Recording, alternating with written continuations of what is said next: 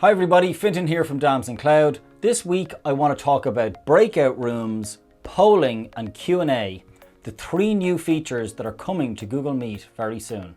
And I thought a little demo might be in order. Stay tuned.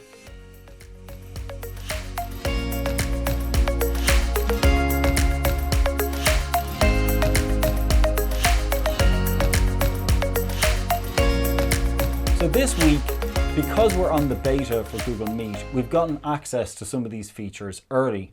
And I thought it might be valuable for those of you who are interested in things like breakout rooms, Q&A within a Google Meet, or polling, where you can actually poll your audience within the meeting, to just demo some of these features. First things first, I have a meeting set up called the Discovery Workshop. And in this case, I am Fintan at Damson Training, and then I have another account here, which is Sandra Jones. So Sandra is running the Discovery Workshop. So I'm going to join it first as her. And you can see my camera coming up there. I'm going to mute myself. And for the moment, I'm going to turn my camera off. So you can see here as the owner of the meeting, I now have some additional features here called meeting tools. And when I select these, I have 2 additional tools available to me, polls and questions. And within polls, I can actually create a poll prior to people joining if I want. So I could ask here, what is your favorite G Suite app? And then I can put in some options that I want them to answer with. So Gmail, Drive, I'll just do 4, Calendar and Sites. And then I can save that or I can launch it. If we jump back to Sandra's, and if Sandra launches the poll, then the end user will see that and actually get a notification as well that a poll has started. And if I click on this, I will now be able to see the poll. So I can fill this out. I can say my favorite app is Gmail, and I can vote. You can imagine multiple people voting on a particular poll. And then myself as the owner of the application, I can see how many people have voted, and I can decide to end the poll, or I can also decide whether I want to show the results to other people. So I'm going to end my poll now, and I'm also going to allow my participants to ask questions. So I can just enable questions, and again within Fintan's one now, I will be able to see the option for asking questions. So I can ask a quick question here. Can you use Microsoft Documents in Google Drive? And I can post my question, and I can delete it if I want and do a little like, and other participants can see it.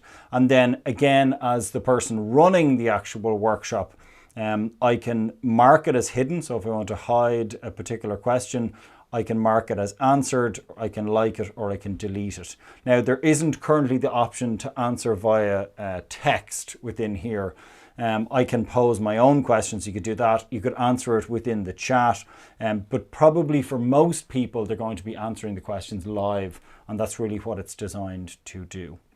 And then the last one that I wanted to show you is breakout rooms. So when I click on the breakout rooms, I can have up to 100 breakout rooms. I can't imagine someone having a workshop where they would require 100 breakout rooms, but you can. In this case, I'm just going to have 3.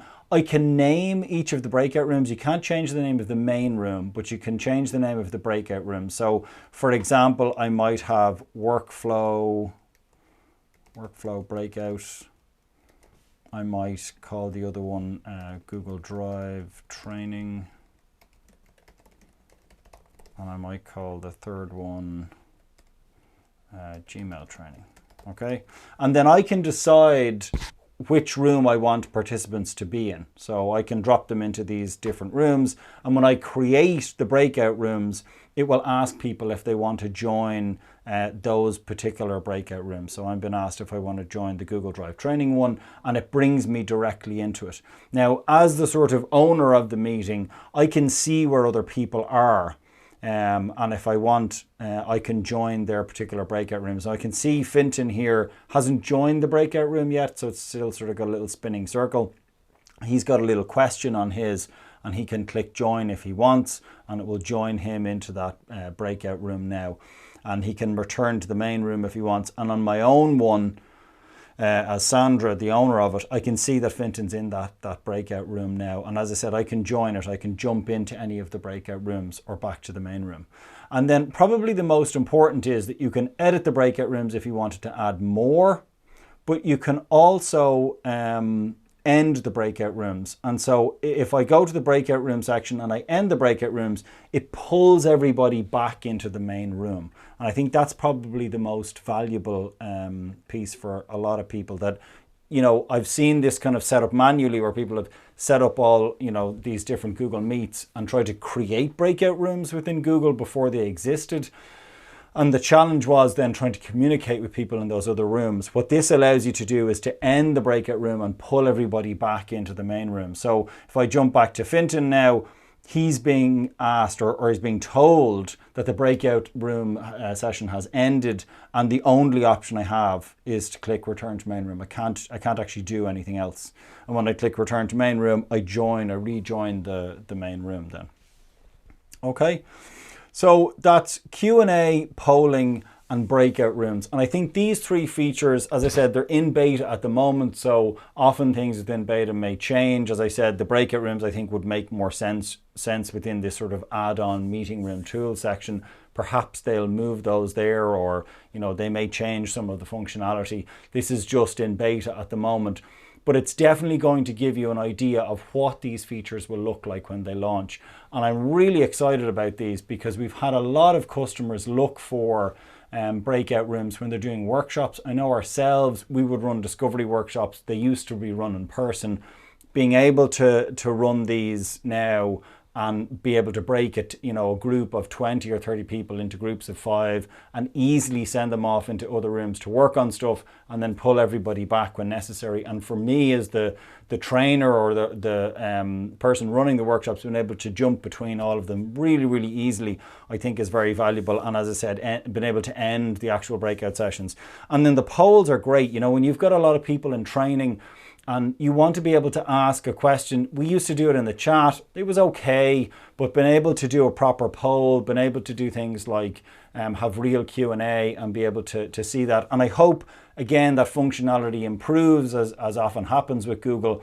I'd love to be able to see the option to respond to the questions via text. I think that would be very, very useful. So that's it from me. I'd love to know what you guys think of these new features that are coming, and how you think they compare maybe to some other solutions out there, and maybe how you might end up using them within your meetings with Google Meet. I think a lot of customers are using Google Meet now on a daily basis because so many people are working from home. And I think these features are going to add a lot of value for a huge amount of customers. That's it from me. Hope you guys enjoyed this week's update. I will chat to you next week.